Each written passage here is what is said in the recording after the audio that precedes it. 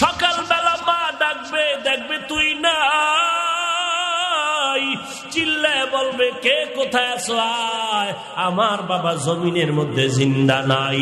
মা কাঁদবে আমার সন্তান নাই, আমারে কে আম্মু বলে ডাকবে। যেই সন্তানের একটা মা ডাকে কলিজা ঠান্ডা হয়ে যাইতো, বাবা কাঁদবে আমাকে কে বাবা বলে ডাকবে। এরে সন্তান, তোর বন্ধুরা দুই পার্শ্বে এসে কান্না করে চলে যাবে, আর খবর নিবে না রে বাবা। তুই দেখতে থাকবি কি হালাত।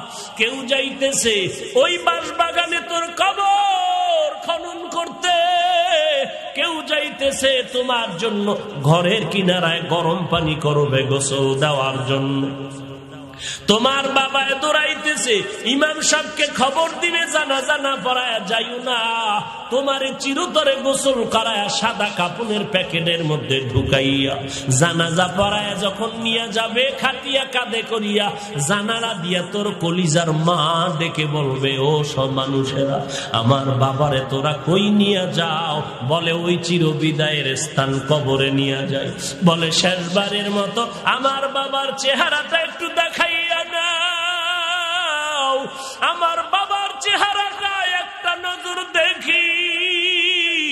কারণ এই সন্তানের লালন পালন করতে গিয়া আমি মা কত রাত্র ঘুমাইতে পারি নাই, কতবার খানার প্লেট নিয়া খেতে পারি নাই। এরে সন্তান, কয়দিনের যৌবনের বাহাদুরি করবি?